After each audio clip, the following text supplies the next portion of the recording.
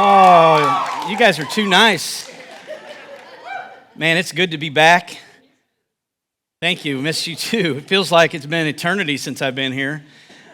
If you've been coming for a few weeks, there really is a pastor of the church. He's here today. Welcome. My name's Jason. Before we get into today's message, I do just want to kind of briefly update you. My wife and I have had a little bit of a journey the last 4 weeks, starting in Hawaii with a broken wrist and surgery with a plate and 12 screws and still healing. It's annoying to have this thing on, but I'm able to use it for the most part. And then we don't know what happened, but between Hawaii and after my surgery, we ended up getting COVID. And it didn't go so well for us. We were in the hospital for a few days. I was in there 3 days. And, a lot of people have been praying for us, and we felt your prayers.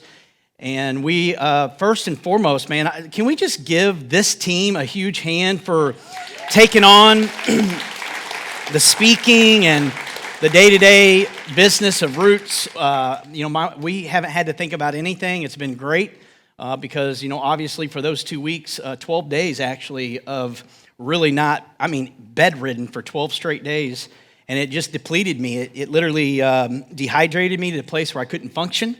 And so had to go to the hospital and get some fluids. And then because I laid around for 12 straight days, I ended up getting pneumonia. And so that's where all this comes from. But no, I was not afraid to die. People ask me, were you afraid you were going to die? No, it wasn't like that. It was just a complete illness of nausea for 12 straight days of not eating. And then, of course, fluid in the lungs. But through that, a message is going to come from my experience here in the next few weeks. It's going to be called Greater Reward is going to be the topic. 3 weeks I'm going to talk about this and just share, honestly, really what God has done in me and through me during this time. Everything happens for a reason. My wife and I fully believe God's in complete control of what goes on in our lives. And I got to tell you, I didn't realize, the last year and a half since we started to get in this building in 2020 of April, we were supposed to be in here and then COVID hit. And, we had all the momentum going into this grand opening and God doing some great things to being shut down for 8 weeks. And it did a toll on me just through that. And then on top of it, my family have gone through some very personal things in the last 9 months to a year. And I'm a fighter. I don't quit. I don't stop. I just keep moseying along and keep drudging. And I really didn't realize, what kind of a place I was in mentally and physically until I had 12 days of complete rest. After that 12 days, God really has spoken to me and have shown me a lot of things in my life that I need to do some things differently, number one. But then also really just showing me of what kind of a bad place I really was in for that last year. And I may have hidden it well. I may have said everything's good. But the reality was I really wasn't good. And I didn't know that until after I've gone through what I've gone through. But what the best part about it, and the reason why I'm sharing that with you is because I do feel like God has given me a refreshing in my spirit. My body, everything. I feel so good right now. I feel better than I did before, healthy-wise, but also mentally. I haven't been able to sleep much in the last week. I don't know if it was maybe the steroids people say that you go on. I don't know. I think I just had so much rest that I was ready to conquer the world. Like literally, I would wake up at 2 a.m. going, okay, what can I do? And I'd come to the church, man, and I would work and I would study and I would, I had my business plus the church business and I was just done by 8 o'clock in the morning and I was bored and trying to figure out what to do. And that's what my life's been the last week. But it's a good thing because I'm so refreshed that God's going to be doing something inside of me and you're going to get a benefit from that. Me speaking to you, what God's been doing in me, you're going to benefit from that. And that's what this church needs is a refreshing. We need a fresh spirit of God in the place today and beyond because I just feel like because of where I was, man, it was just kind of stagnant. And but I can tell you, man, I am so fired up. Pastor Charles and I the other day, man, we went to BB's Cafe and a coffee lab, and we were sitting there like literally 2 days after we got out of the hospital, and we just began to share our experience, and we were crying and talking about how when we were reading God's word, it just like was coming to life again, and it was like, everything going on, and I mean, it is just crazy what God has done in me. And so I share all that with you because I want you to be excited. I want you to be ready for what God has for you in the next several months. I've already got the whole rest of the year planned out. I mean, I'm already working on next year, I'm serious. It's the craziest thing ever, and it's a lot of fun. But through all this, it's a great thing. It's a good thing. I'm grateful for your prayers. It is so good to be back. I'm going to preach probably till 3 o'clock today. No, I'm kidding. I will be done on time, I promise.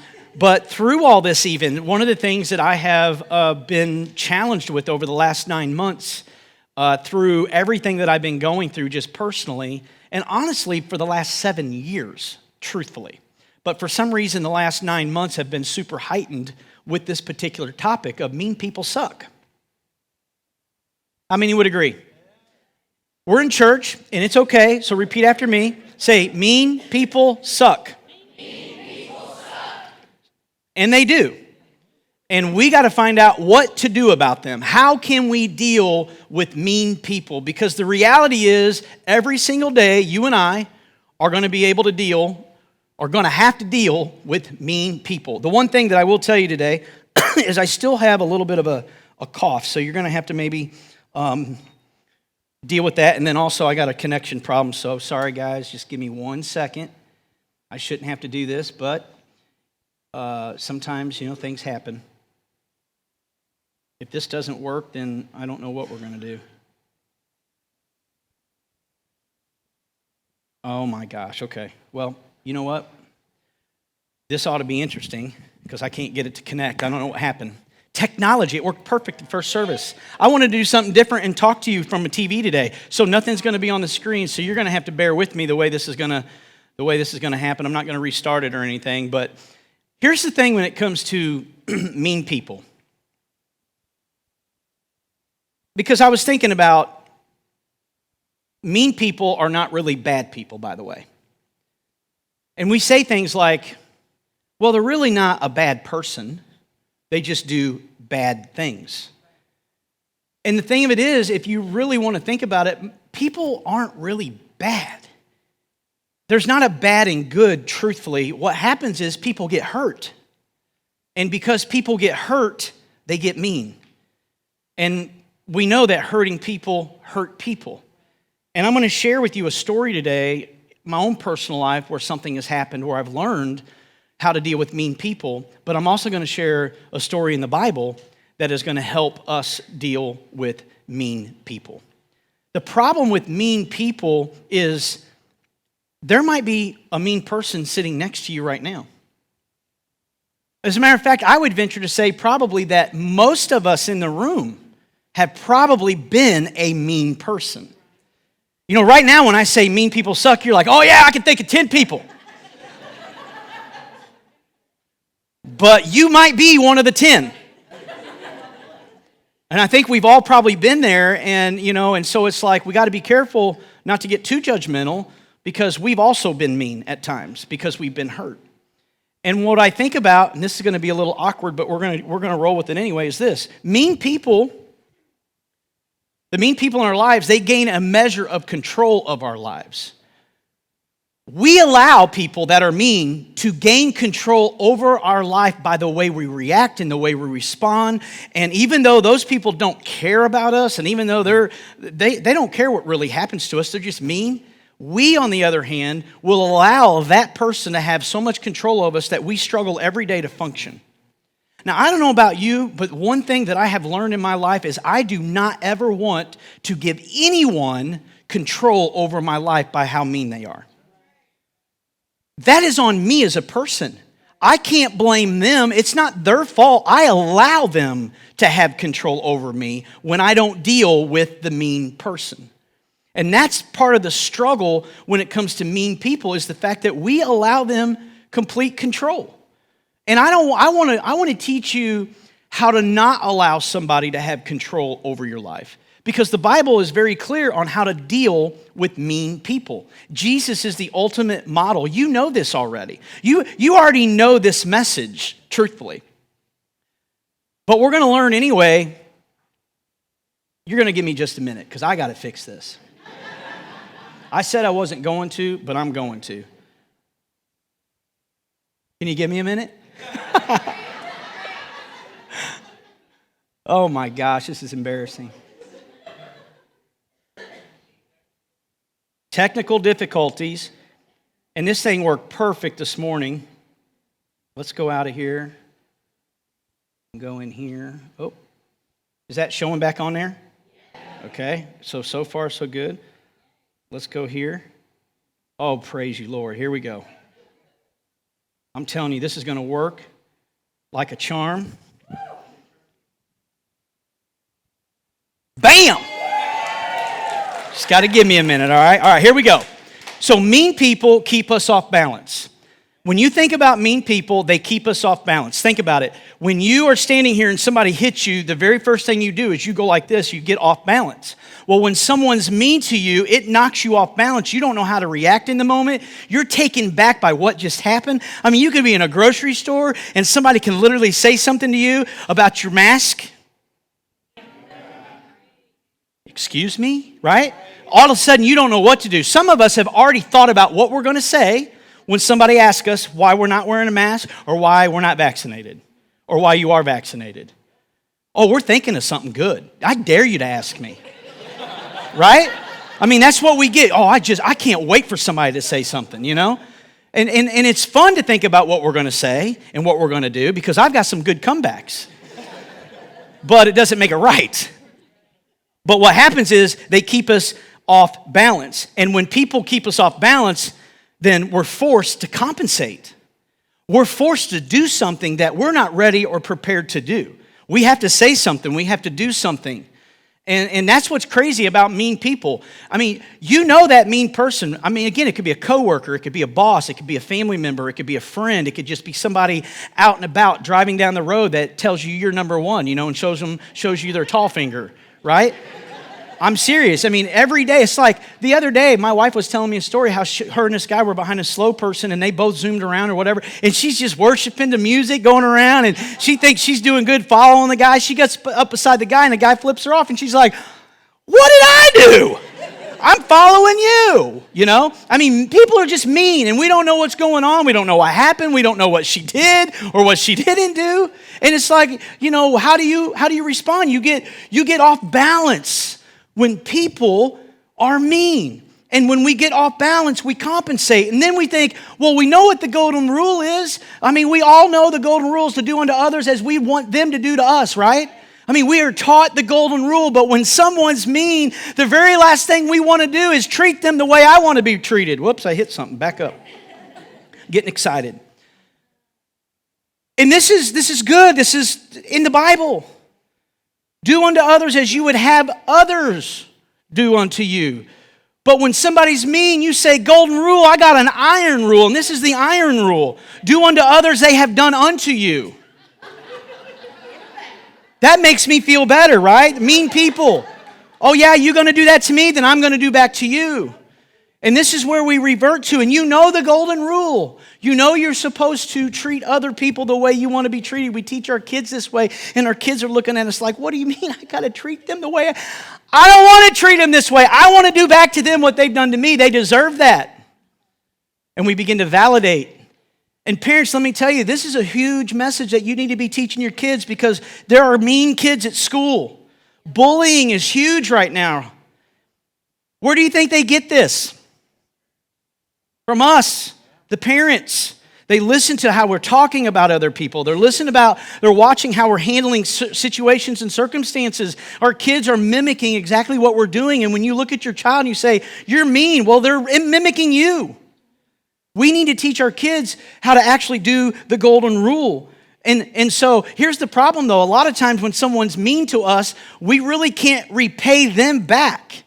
Maybe there's something we can't do. So what happens is you say, I'll take it out on you because I can't take it out on them. And so now we're at a place where someone hurt us, have talked to us, manipulated us, controlled us, said things about us, destroyed us, and because we can't get back at them, we're hurt, so we say, okay, well, I can't get back at you, or of them, but I can get back at you. And so now we begin to treat other people in a mean way because of the way someone else has treated you. And it makes us feel good that we treat people in a mean way because of what someone else has done.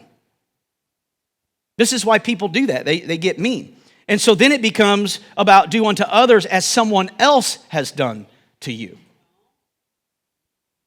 So now here we are living life. Someone's hurt us, and because we can't get back at them, we decide to hurt someone else. And then it becomes this perpetual evil for evil. And when we're looking at this and we're thinking, hey, I'm here to get even. I mean, that's my goal, is to get even, because here's the problem though. Getting even makes us even. So here you are at the same level.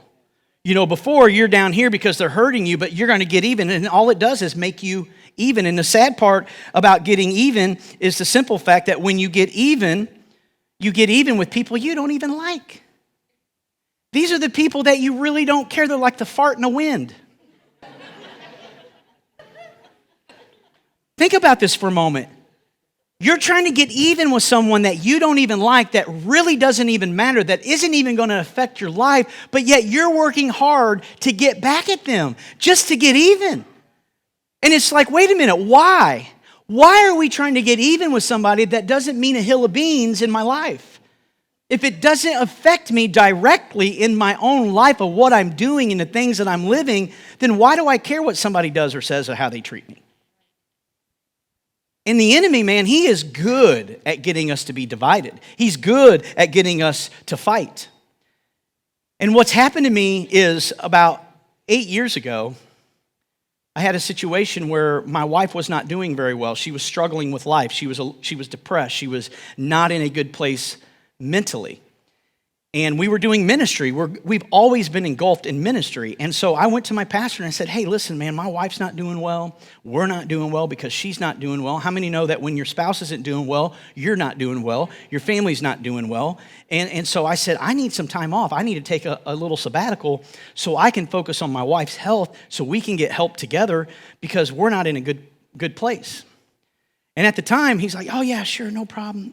Get it. We'll communicate. Well, unfortunately, it was in one of the busiest seasons of church ministry, and we were growing, and I was the second person in command or whatever you want to call it, in charge, and I was operating everything and just super involved and super, involved, basically. And so it kind of took him back. He got off balance. What am I going to do now? Okay, well, not only what am I going to do, but now I can't allow people to think there's something wrong with this marriage.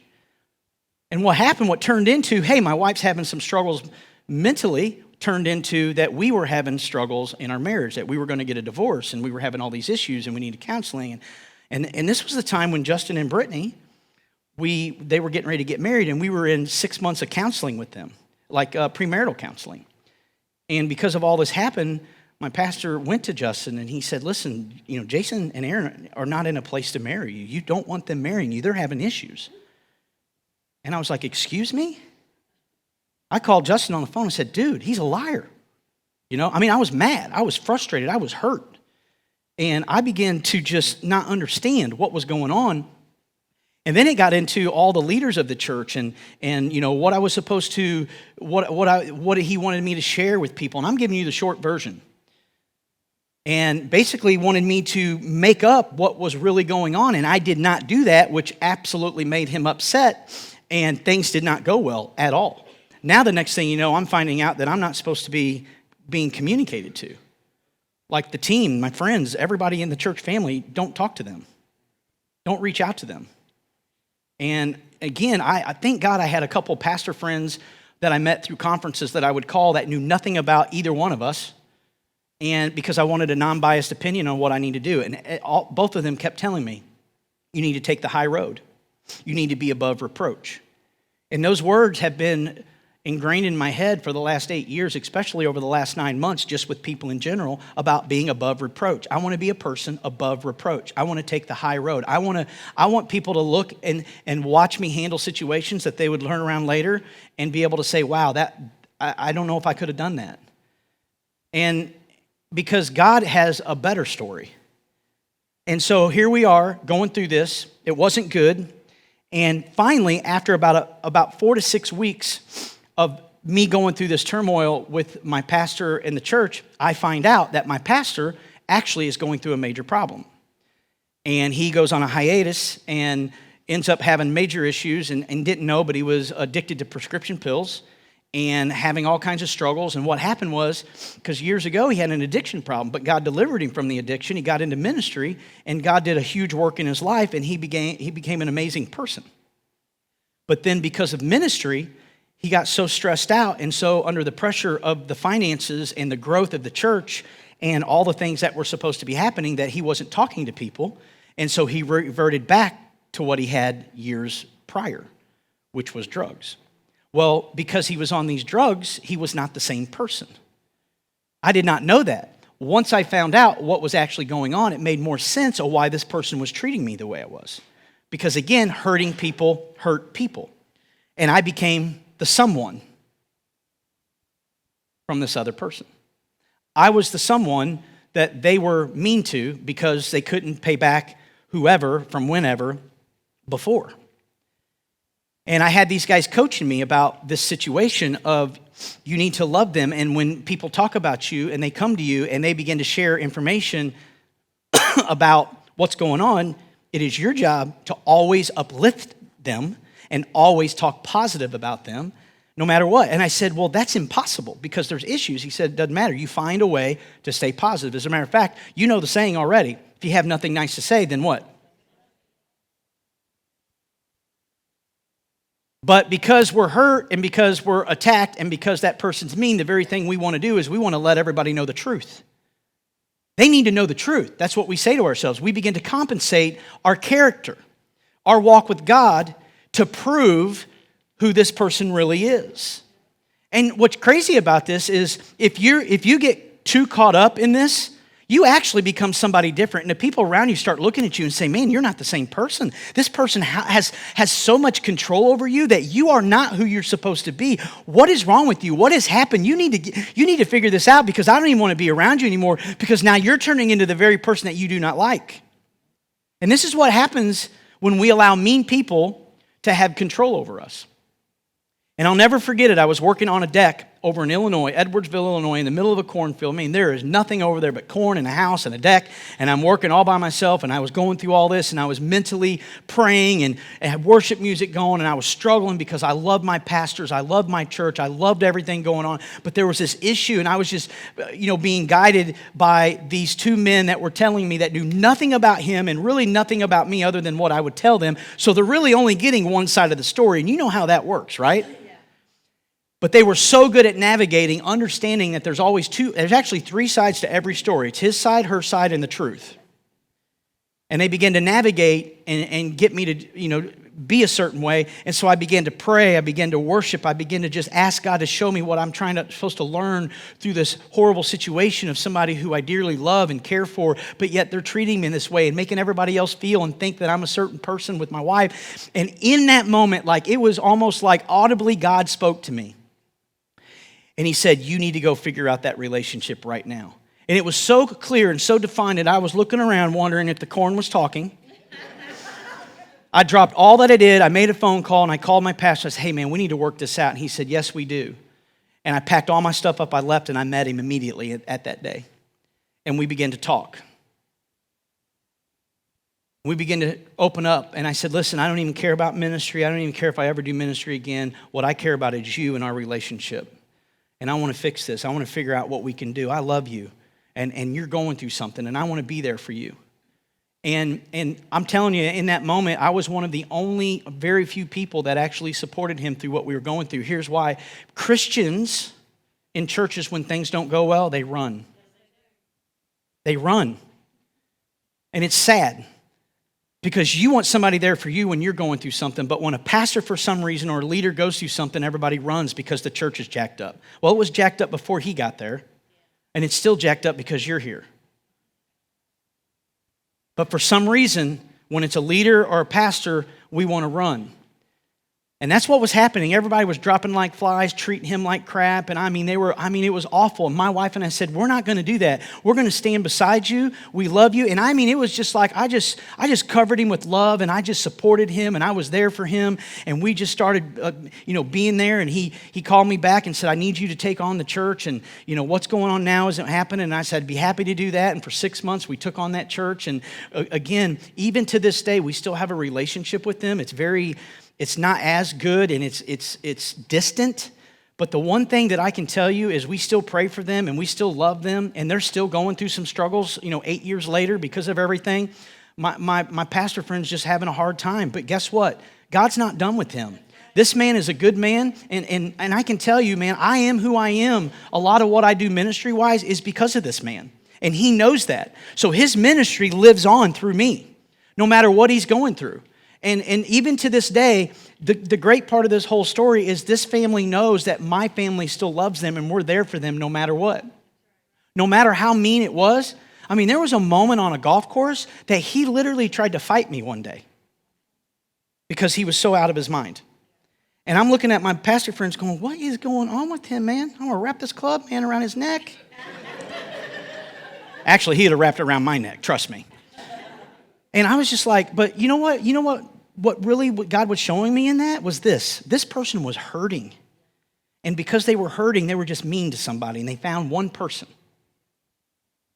And God began to show me that I was to love them. And here's what really the end of the day, what we're supposed to do is love the hell out of people. That's really what we're supposed to do. When somebody is just that ugly, our job is just to love them even more. God, show me a way to love them even more. I'll bake them cookies. I'll take them things. I will sit down and have lunch with them. I just let them know I love them. I'm going to love them so much they're going to hate me. And that's where I just started thinking, that's the person I want to become. Well, there's a story in the Bible about King David. We all know King David. King David's this great king. We know him that he killed Goliath, and he's this amazing person. But there's a part of David's story that a lot of us don't think about. And so you have King David, which is good David, but you also have fugitive David. And fugitive David is who we're going to talk about, because fugitive David actually became mean. If you really look at David's life in 1 Samuel 25, the writer begins to share with us the story of David. And see, you need to understand, if you don't know all the story of David, David was supposed to be king one day. A prophet came, told Saul that David was going to be king. Saul didn't like it because, as you know, if you're a king, you want your son to precede you or succeed you. And so therefore, Jonathan would have been the next person. But this prophet said, no, David's going to be the next king. Saul gets jealous. Saul gets mad because everybody's worshiping David. Everybody loves David. David comes in. Everybody's worshiping. Saul's over here, not getting the same love. So Saul says, I'm going to kill him. I got to take him out because I don't want David to be king. So guess what? David goes on the run. And David's on the run. And when David's on the run, he's a fugitive because now David's trying to survive. He's trying to, he had like 600 men and women with him. He formed a huge army. He was living as a fugitive. He was wanted by King Saul. Well, during this time, David finds a man that basically he takes it out on. Again, Saul is the one after David. David's mad because Saul's mean to him, and David is fleeing knowing he's supposed to be king.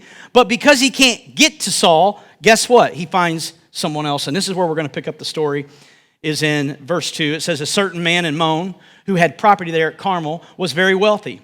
He had 1,000 goats and 3,000 sheep, which he was shearing in Carmel. Now, you're sitting there thinking, well, what's a guy going to do with 3,000 goats and 3,000 sheep? Well, in today's time, you need to look at it like he had a huge outbuilding with lots of cars and lots of toys and boats and all the different things. He was a rich man with lots of stuff. And this was a time of year where they did kind of like an annual financial planning. And they would shear sheep. And they would know how wealthy they are by how much wool they would get from the sheep. And so this was that moment that David knew about this guy. And so he goes on, he says his name was Nabal and his wife's name was Abigail. She was an intelligent and beautiful woman, but her husband was surly and mean in his dealings. So the writer tells us that Nabal was a mean person. He was mean already. David already knew what was going on. While David was in the wilderness, he heard that Nabal was shearing the sheep. So he sent 10 young men and he said to them, go up to Nabal at Carmel and greet him in my name. Now, the one thing you got to know back in these days that when somebody would come up and they would greet you, they would say in the name of David. Because back then they knew who somebody's name was. Your name meant something. And so to get a little clout, to get a little weight in your conversation, you would just say, I come in the name of King David. Well, in most cases, they'd be like, oh, King David, come on in. We're going to do this. And they would just start doing everything you wanted. Here's what happens. He said, say to them, long life to you, good health to you and your household, and good health to all that is yours. David's setting him up. He says, now, I hear that there's sheep shearing time. When your shepherds were with us, guess what? When your shepherds, Nepal, were with David and all of us, the mean people, we didn't touch them. We didn't mistreat you. We didn't kill them. And the whole time they were at Carmel, nothing of yours was missing. Because you got to know, back in these days, David would show up to a village and he would wipe everything out. He would kill every single person living and then take everything they had. That's how he survived. Fugitive David, King David, David and Goliath David was this kind of person. All because of Saul was after him. And he was trying to survive. So what did he do? He treat people bad. And he said, ask your own servants, and they will tell you. Therefore, be favorable to my men, since we come at a festive time, a time when you're shearing your sheep, a time when you're getting ready to be rich. What a great time, David's saying. He said, since we come at a festive time, please give your servants and your son David whatever you can to find for them. And when David's men arrived, they gave Nabal the message in David's name. So they went to Nabal. They said, in David's name, here's what we want. David said to take care of us. And then it said they waited. Nabal made them wait. And he answered to his servants, who's David? Who's David? Who is the son of Jesse? Because there are many servants breaking away from their masters these days. Now, Nabal knew who David was, but he wasn't playing into this. He's like, wait a minute, I can see where this is coming from. All of a sudden now, because you didn't hurt me and you didn't take my stuff, and now you think that I owe you because I'm rich and you basically protected me. Nabal's like, wait a minute, who is this David character? And he said, why should I take my bread and water and the meat I have slaughtered for my shears and give it to men coming from who knows where? Why should I be nice when you're not nice? Why should I love you when you're ugly to me? Why should I talk well of you when you're not talking well of me? That's what's happening right here. And he said, why should I take, one more. David's men turned around after he said that, and he went back, and when they arrived, they reported every word to David. Now, I don't know about you, but if you're David, and you come back, and Nabal says, hey, he said he didn't know who David was. And he said, why should I, Nabal, give you, when I don't know where you're coming from and who you are, why should I give you anything? I'm not doing that. Well, David's like, oh, yes, you will. Are you kidding me? Do you know who I am? My name's David. And so here's what happens. It says, David said to his men, each of you strap on your sword. So they did, and David strapped on his as well. Now, this is important to understand that why David strapped on his sword. It says about 400 men went up with David while 200 stayed with the supplies. Here's the thing you need to know. David was not happy. Okay, I'm going to show him. He's not going to be nice to me. I protected him. I didn't hurt him. I didn't take anything. And now he doesn't want to pay me back what's due to me. That's David's attitude. Because isn't that what we get when people are mean and you're nice to them? You expect them to be nice back. And when they're not, okay, is that the way you're going to play the game? Okay, so now I'm going to be mean back to you. And so here David is like, you know what, guys? Strap on your sword, and I'm going to strap mine on. This is very relevant because if you remember back when David was a young boy, David's sword is significant in this picture. David's original sword was from whom? Goliath. And it was a reminder to David of the provision that God had for David in his life, that God was going to take care of David no matter what. He was going to provide for him. He was going to win wars for him. but it had to be done God's way. David wasn't doing it God's way. He got off balance. He was compensating who his character was and what God was doing in his life because of Saul was being mean to him. And because he couldn't get back at Saul, he took it out on Nabal. And so here we are in the same boat as David. And here's what David says, because here's the thing. We know that hurting people hurt people. But in this case, it's hunted people are getting ready to be hunted. David's like, they've been hunting me, so guess what? I'm going to hunt them. And here's what it says. It says right here that David had just said, it's been useless. Everything I've been doing, watching over these sheep and protecting these guys, his property in the wilderness, so nothing was missing. It's been useless. He didn't pay me back. He was expecting the guy to pay him back. And this is what he said. He said, he paid me back evil for good. That's what he wants. And it's like, wait a minute. And so David goes to God and he says, may God deal with David, talking in third person, be ever so severely if by morning I leave alive one male of who all belong to him. David said, it'd be the grace of God if one male stays alive because I'm going to kill every single one of them because they owe me. And everything I've done before to protect and not hurt Nabal's people and his things, it's useless now because I was expecting something. It's funny how we all expect something from someone else and we want what is owed to us. And this is a perfect illustration of how God begins to work in our lives when it comes to mean people. Now, next week, we're going to finish the story and find out actually what happens to David and Nabal and his wife and how his wife actually deals with David. And we're going to learn next week how to deal with mean people. Today, however, I want to leave you with 4 questions that you can ponder for this weekend.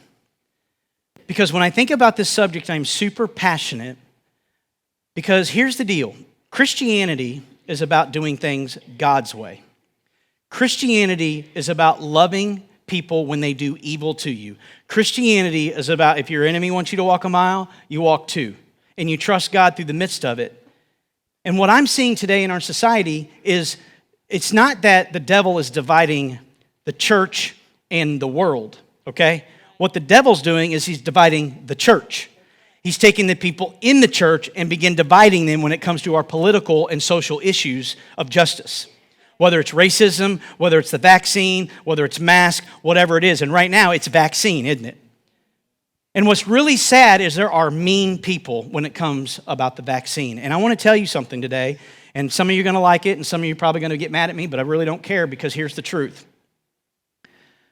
We, as believers, need to wake up and realize that it is not our responsibility to put guilt or judgment on someone else because of what their moral values are when it comes to these issues. It's not our job. And even though I have an opinion about a vaccine and the mask, and you have an opinion about the same subject, it's not my job to make you feel dumb or like an idiot, or you're not doing what God says to do, because I will be truthful with you. There is no right or wrong when it comes to the subject of vaccine. And the enemy knows this, and he's going to use everything he can to try to divide us, the church, to get us fighting, to get us mad at each other, to be mean and treat each other like crap, because that's his goal. And it's like, wait a minute. We as Christians need to wake up and realize that we can have a nice conversation about something like this, and somebody can ask, hey, did you get the vaccine? No, I didn't. Okay, why? Well, because of this. And, well, I did. Oh, cool. Well, okay, what was your reason? And you begin to discuss what your reasons are. And when you leave, you can leave with respect, understanding that they have their opinion, you have your opinion, you can respect each other, still love each other, and mosey on like nobody has a disease. It's frustrating. It's frustrating that people are stooping to the level of that you can't even say what you really want because you're afraid of what someone else is going to think of you. That is not Christianity, people. Christianity is respecting where somebody else is. It's respecting their decision. It's respecting what they believe and what they think. And listen, it's not for everybody. We know that. Cheeseburgers aren't for everybody. High cholesterol ain't for everybody. I mean, we can go on and on. But why has it got to be this division of the church? And we become so ignorant and ugly and mean about things and life, and it's not worth it. Our job is to love people. Our job is to do what Jesus would do. So here's your 4 questions. Do you want to be even with someone you don't even like? I don't. I don't want to get even with somebody I don't like. If I don't like them, if I don't care for them, if there's nothing in, the relationship for me, for whatever the reason is, then I don't even care, right? That's what we should get to. That's me personally. But where are you at? Do you want to get even with someone you don't like? Here's the second one. Wouldn't you rather be ahead? What good is it to be even? So what? You're even. Good for you. Does that win a race? What wins the race? Being ahead. Do you want to be ahead? We're going to answer these questions next week, but you need to find out, do you want to be ahead? And here's the third one. It's a big one. What story do you want to tell? Are you embarrassed to tell your story because you got even and you got back and you treated someone the way they treated you? Or do you want to tell a story about how God did miracles in the situation and how God began to show you to love person?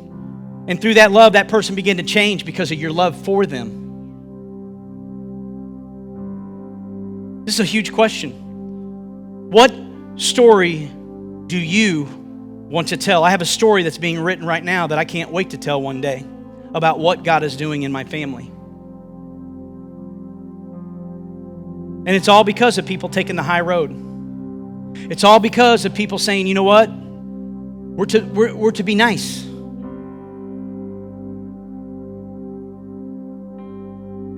Keep your friends close and your enemies closer. There's truth to that. But the truth isn't what we think it is. It's the fact that when we can love our enemies to a place that they have no other choice but to go, man, why are you still treating me this way? Why are you still doing this? And all of a sudden, God begins to do a work in their life and they begin to change, all because you just loved them. All because you were just kind to them. Which is the next question is this. What would it look like to return evil for good? So many of us are so used to just repaying evil for evil because that's what we've been taught. That's what you do. I'm not going to back down. I'm not going to be a wimp, and I'm going to let them know, and I'm going to give them a piece of my mind, and nobody's going to run all over me. Nobody's going to control me. And we start to get this way. And it's like, I don't think I've ever seen Jesus act like that. But it doesn't mean that you don't stand up for what you believe. It doesn't mean that you don't stand up for your values. It's how you do it. It's not what you say. It's how you say it. Are you doing it out of love? Are you doing it in a way that people can actually understand? Because I can tell you right now, if you can have a real conversation with somebody about a difference in opinion and you respect them, it's going to open your eyes and open their eyes to maybe something different.